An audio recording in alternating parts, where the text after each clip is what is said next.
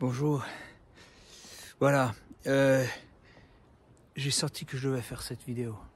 Je savais que Dieu me le demande, alors je vais la faire. Ça a commencé par un rêve.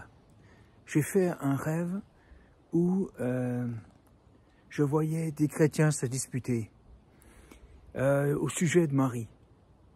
Des gens se battaient contre des catholiques et disaient ouais, n'importe quoi. Et moi, ça m'a mis en colère, ça m'a mis triste. Je me suis dit, enfin je leur ai dit, mais on est déjà si peu. On est si peu de croyants, faut-il encore qu'on se dispute? Et j'ai lancé une prière à Dieu. Une prière de pardon, de demande de pardon, de repentance. Et j'ai vu dans mon rêve comme une aiguille, des fils et tout ça, et je me suis dit, tout ça pour du détail. Alors je vais vous dire la pensée que j'ai sur le cœur. Cette pensée-là, c'est de vous dire que l'important, c'est le message de Jésus. L'important, c'est que Dieu, le Créateur de toutes choses, le Père de toutes choses, nous a envoyé son Fils, nous a envoyé une partie de lui-même pour périr à la croix. Non pas périr, mais prendre nos fautes à la croix, pour qu'on soit libérés de nos péchés, libérés de nos maladies, de la mort.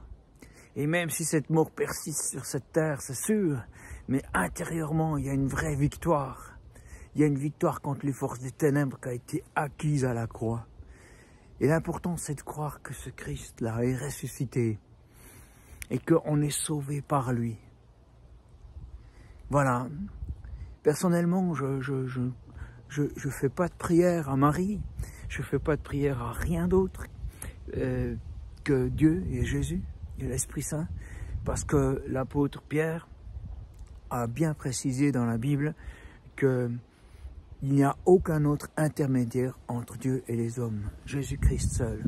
Donc je crois en la Bible. Pour moi, la Bible est la parole de Dieu. Voilà, alors si je fais cette vidéo, c'est pour vous encourager à être unis. Nous sommes si peu à croire.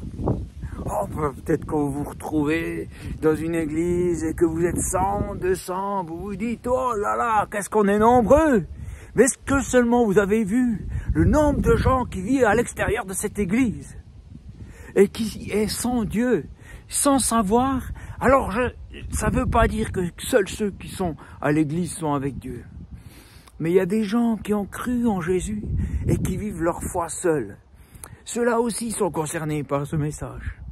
Je vous encourage à laisser tomber les détails et de voir que les âmes se perdent, que les gens se détournent du Seigneur, qu'il y a une énorme autoroute, que des millions de gens sont en train d'emprunter et qu'elle s'éloigne de Dieu. Et que cette autoroute d'illusion, les gens l'avancent comme ça, sans savoir, ils vont dans l'amour sans savoir ce qu'il y a après, sans être connectés avec Dieu, sans chercher la paix avec Dieu. Et nous avons eu la chance de rencontrer Christ dans nos vies. Nous avons eu la chance, le bonheur, mais quelle grâce d'avoir pu savoir que Christ est mort pour nous, d'avoir été libérés. Et au lieu de s'occuper de ces gens, nous nous occupons à nous disputer entre nous. C'est vraiment n'importe quoi. Cette énergie, elle est au mauvais endroit. Nous devons nous intéresser aux autres, nous intéresser à ceux qui ne connaissent pas Dieu. Et pas nous intéresser en nous pensant meilleurs qu'eux, mais en étant humbles. Parce que, de nouveau, si on a été sauvé, c'est par sa grâce. C'est pas parce qu'on était super malin, qu'on était super intelligent, qu'on a mieux étudié. Non, c'est parce que Christ nous a trouvés. Alors je vous encourage à vraiment changer d'attitude. Et là, c'est là que cette prière que j'ai commencée dans mon rêve, je vais la continuer ici. Et je vous prie de vous joindre à moi. Seigneur Jésus, nous te demandons pardon Parce que nous sommes tes enfants que tu as rachetés, tes enfants que tu as adoptés par ton sang, coulé à la croix. Et nous sommes là en train de nous disputer, nous dire « Ah, moi j'ai mieux compris que toi, mieux compris que toi ». Et alors que tellement de gens sont loin de toi, je te demande pardon pour cet orgueil démesuré que nous avons masqué en religiosité. Nous avons dit, ah voilà, notre congrégation, notre style d'église a mieux compris que les autres. Et nous en avons fait un Dieu. Nous avons fait une idole de notre congrégation, de notre façon de voir, notre façon d'imaginer. Et Seigneur, nous te demandons pardon pour ça. Il y a tellement de gens qui sont loin de toi. Et ton cœur les cherche, les attire. Et que Seigneur, que tu nous pardonnes cette bêtise de nous disputer. Et je te prie que ça change. Je te prie de nous pardonner ça. De permettre que nous ayons assez d'amour les uns pour les autres, mais surtout pour tous ceux qui ne te connaissent pas. Je te prie de nous donner un vrai amour pour ceux qui ne te connaissent pas. Seigneur, cet amour qui t'a poussé à aller jusqu'à la croix. Seigneur, remplis-nous de cet amour. Que nous puissions avoir tes yeux. Que soit brisé tout esprit de religiosité. Ah oui, ben je vois bien. Certains, comme moi, s'appuient sur la Bible et se disent « Ah ben nous, on a compris parce qu'on a la Bible. » Mais j'aimerais vous mettre à l'évidence que il y a plein de gens qui lisent la Bible et qui sont convaincus qu'ils ont mieux compris que les autres. Si vous avez compris que vous êtes sauvés en Jésus-Christ, vous avez compris l'essentiel.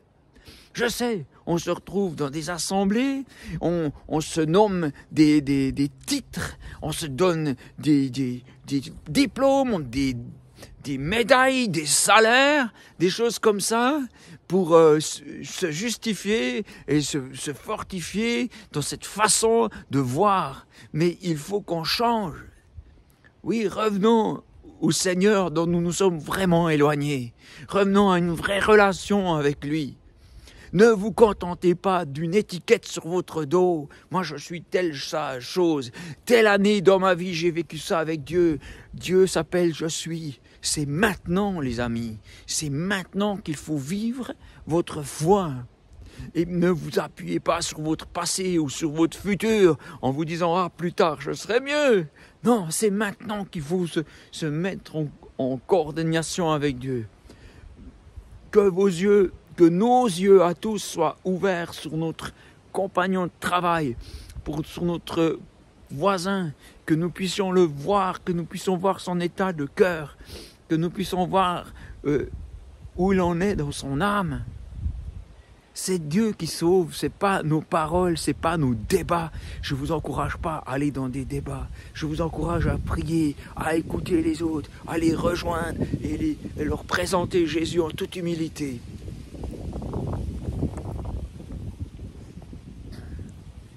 Voilà, parce que la vérité, les amis, c'est que nous disons, oui, moi je crois en Dieu, ma foi c'est Dieu et tout ça, mais en réalité c'est nos pantoufles, c'est notre confort, notre Dieu.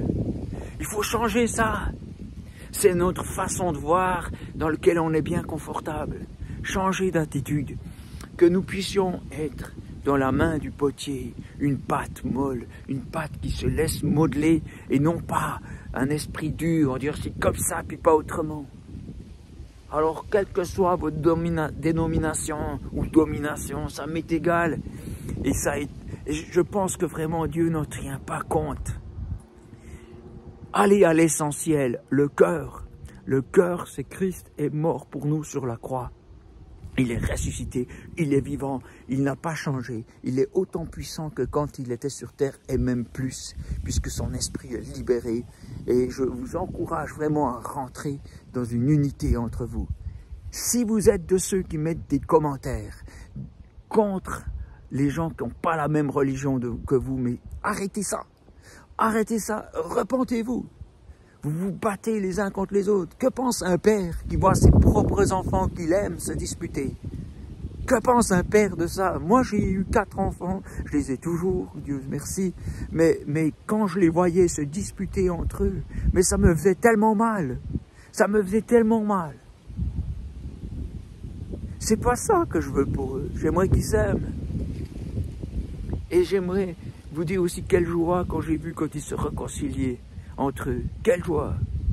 Une famille est beaucoup plus forte lorsqu'elle est unie. Vous connaissez sûrement cette métaphore, tu prends une baguette, tu la casses, tu en prends 10, tu la casses plus. Que nous puissions être unis entre nous, avec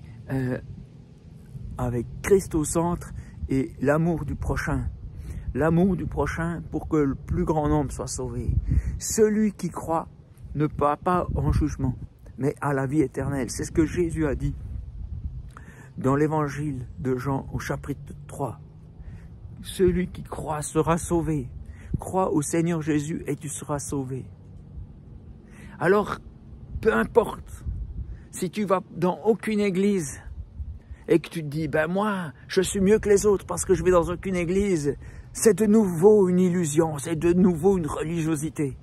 Je t'encourage à changer d'attitude, à te rapprocher de tes frères et sœurs. Même si tu n'es pas d'accord avec tout, tu ne trouveras jamais personne qui a exactement la même pensée que toi, qui est d'accord sur tout. Cherche ce qui unit plutôt que ce qui désunit. Et unis-toi dans la prière pour essayer d'amener d'autres gens à Christ. Prie pour ton quartier, ta famille, ton village, ta ville, ton pays. Prie pour lui. Unis-toi avec tes frères et sœurs. Voilà.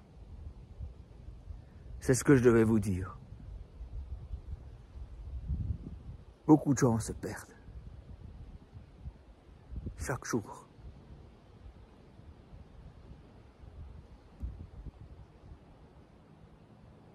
Que le Seigneur nous garde.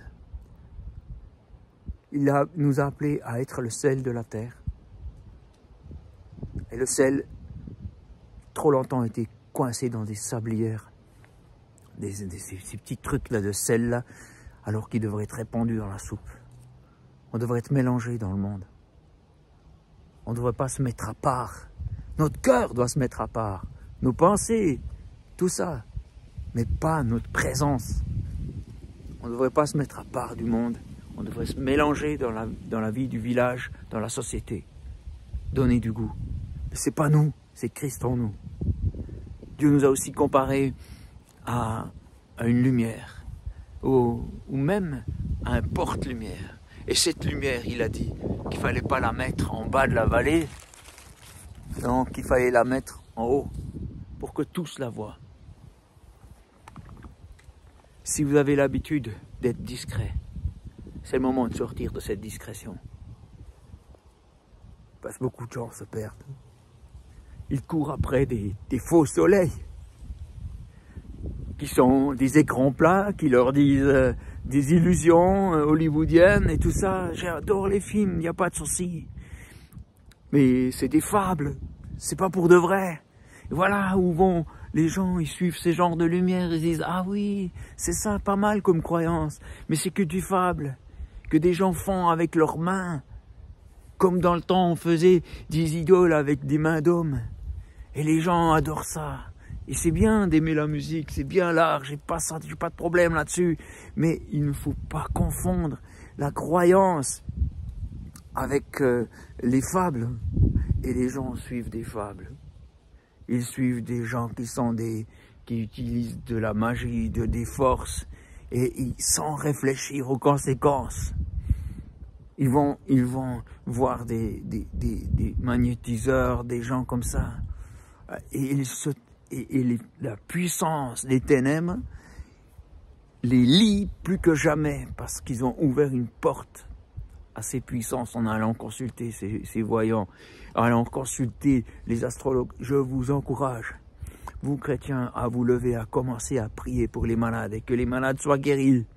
À vous, être là, disponible pour écouter, disponible à faire votre job pour que les gens n'aillent pas à des mauvaises adresses, à mettre des annonces. Ici, on prie pour les malades. et à le faire, à prier jusqu'à des victoires. Prenez votre place. Prenez place sur les hauts, sur les sommets. Prenez place. C'est là votre place, que vous brillez dans ce monde. Beaucoup de gens ont soif de Dieu. Ils ne savent pas ce qu'est Dieu. Ils ont une image fausse de Dieu. Ils ont vu toutes les bêtises qu'on a fait en ce nom-là. On a fait des guerres, on a... Pas moi, mais ni vous, hein, probablement. Mais on s'appuie sur ce passé pour dire voilà, on n'est pas comme eux, mais on continue d'avoir cette même attitude. Il faut changer. Les gens ont une fausse image de Dieu. Laissez Dieu vous habiter pleinement. Et ainsi, ils verront Dieu. Ils verront autre chose qu'un texte, qu'une théorie, qu'un mec qui prêche en cravate et puis qui dit c'est comme si, c'est comme ça. Il doit vous voir en vous. Laissez de la place à Dieu. Repentez-vous. Sortez ce qui est mauvais. Ce que vous avez mis à la place de Dieu, laissez Dieu vous remplir. Et Dieu se verra.